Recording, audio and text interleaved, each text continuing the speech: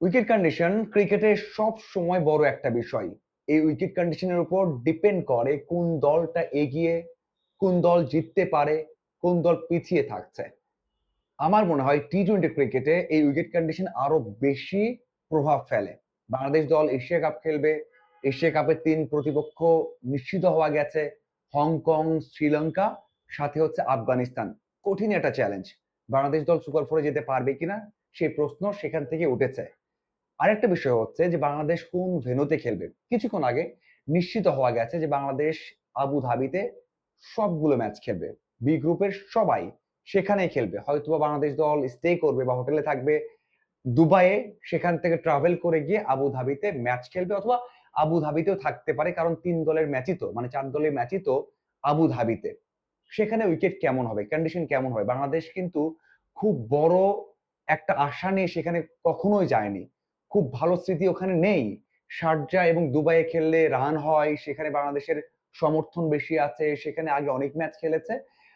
Hong Kong এর থেকে অন্তত এগিয়ে থাকতো, টেনশন থাকতো না। বাকি ২ ম্যাচ নিয়ে টেনশন করতে হতো, কিন্তু আবু ধাবিতে ম্যাচ পড়াতে বাংলাদেশের হয়তো টেনশনটা বেড়ে গেছে। অতীত অভিজ্ঞতা বাংলাদেশে ভালো না, এবং এখানে উইকেট বলে যে যে কোনো দিন যে কোনো দলকে হারাতে পারে। সবশেষ সাউথ আফ্রিকা এই জায়গাতে ম্যাচ হেরেছে আয়ারল্যান্ডের বিপক্ষে। মানে ছোট দল আয়ারল্যান্ড সাউথ আফ্রিকার শক্তিশালী দলকে হারিয়ে দিয়েছে এই মাঠে সবশেষ ম্যাচে। এবং সবশেষ ৬ থেকে ৭ ম্যাচের মধ্যে মাত্র একটা ম্যাচ আগে ব্যাট করে জিতেছে ওই আয়ারল্যান্ডই। মানে এমন কিছু ইনফরমেশন সাথে বাংলাদেশের ওই যে ২ ম্যাচের ভয়াবহ স্মৃতি, সেটা কিন্তু বাংলাদেশ দলকে একটু হলেও ভোগাবে। এখন আসা যাক যে এই উইকেটটা কেমন কেমন বিহেভ করতে পারে। এখানে ৬৮ ম্যাচ হয়েছে। আবু ধাবিতে ৬৮টা ম্যাচ হয়েছে। আগে ব্যাট করে জয় ২৯টাতে, এবং পরে ব্যাট করে মানে চেস করে জয় এসেছে ৩৯ বার। খুব বেশি ডিফারেন্স নেই।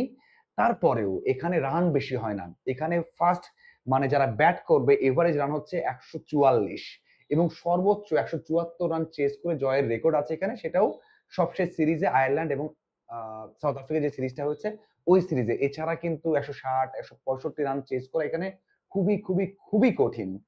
সেজন্যই বলছি যে এখানে অবশ্যই যে কোনো দল জিততে পারে।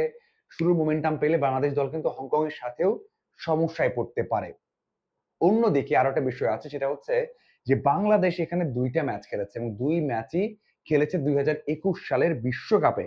সেখানে কিন্তু ভালো কোনো স্মৃতি নেই। আমি নিজে ২১ বিশ্বকাপ কাভার করেছি। এখানে ২ ম্যাচই আমি কাভার করেছি। বাংলাদেশের স্মৃতি বলতে ভয়াবহ স্মৃতি। একটা ম্যাচে অল আউট হয়েছিল ৮৪ রানে। আমি যদি দেখি ইংল্যান্ডের বিপক্ষে বাংলাদেশ দল যেটা করেছিল, আগে ব্যাট করে রান করেছিল ১২৪, ৯ উইকেটে। সর্বোচ্চ রান করেছিলেন মুশফিকুর রহিম ৩০ বলে ২৯। আহ, এছাড়া তেমন কিন্তু কেউ রান করতে পারেননি।